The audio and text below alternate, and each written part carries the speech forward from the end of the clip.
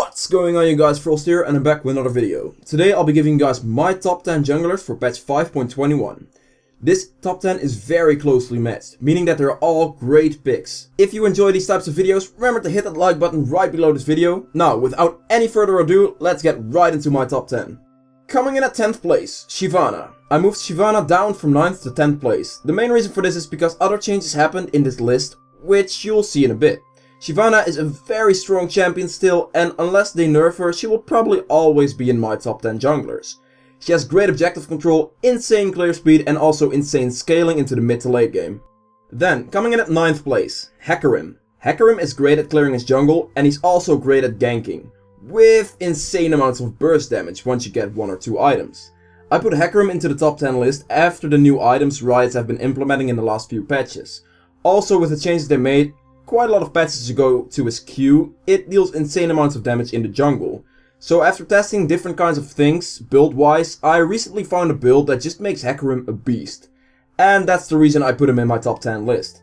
Then, coming in at 8th place, Kindred. This champion has recently been released, and after figuring out a good build for her, I found her to be incredibly strong. She has insane sustain, high scaling damage, and great objective control. I mean, what more do you want from a jungler? I consider putting her higher into this list, but I'm convinced that the champions higher in this list are currently better than Kindred. Then, coming in at 7th place, Amumu. I rarely ever see this champion in solo queue for some weird reason, but if you build Amumu the way I do, he is just a monster. You can pretty much win any team fight on your own by just ulting 5 people to effectively just one-shot them. Also, Amumu is one of the fastest junglers to clear his camps. The main downside about Amumu is that in the early 3 or 4 levels he's very vulnerable to invades, and this is pretty much the only reason I didn't put him higher on this list.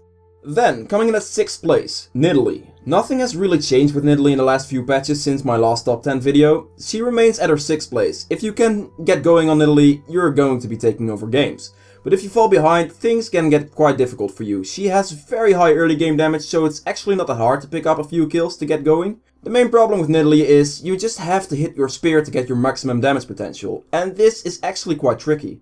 Then, coming in at 5th place, Lee Sin. I actually moved Lee Sin up a few places because lately high early pressure junglers have been thriving a lot more in solo queue.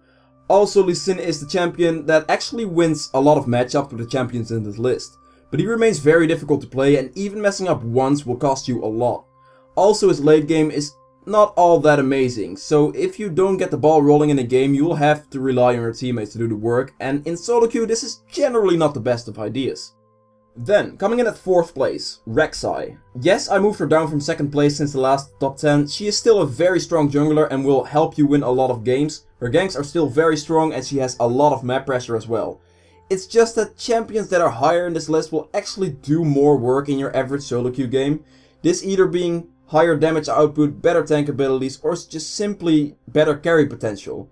I'm not saying that Rek'sai doesn't have any of this, I'm just saying that the top 3 are better at it.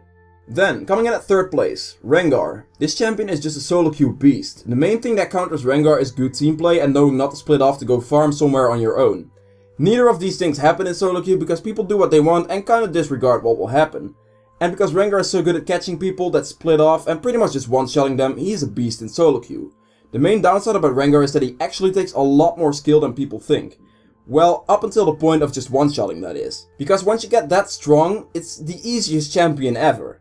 The main difference between a good Rengar player and a great Rengar player is knowing exactly how to manage your ferocity, and also knowing when to use what empowered skill. Once you get this down perfectly, then Rengar becomes the 3rd place spot I put him in. There is a reason you pretty much only see Rengar bans in higher elo brackets.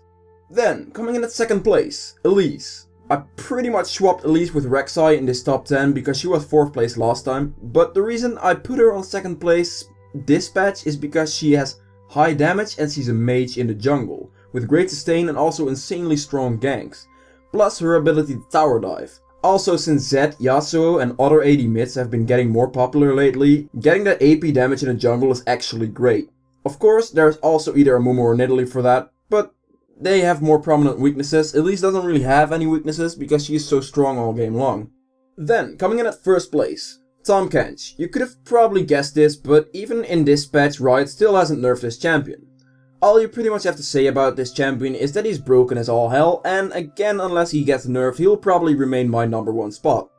He is just unkillable, he is great at saving your team from stupid mistakes, he is also able to one-shot the enemy carries without any problems, and to top it all off, he has global pressure with his ult. Oh yeah, and his ganks, jungle clear and objective control are also great. And all you have to do to fill the last spot is buy a ZZ Rod Portal and he suddenly becomes a great split pusher as well. That is pretty much all I have to say about this champion. He's just overpowered, and if you want some free wins, you should probably pick this guy up. Thank you guys so much for watching this video. If you've enjoyed it, please remember to hit that like button. If you want to see more videos from me in the future, then hit that subscribe button, and I'll see you guys next time. Bye!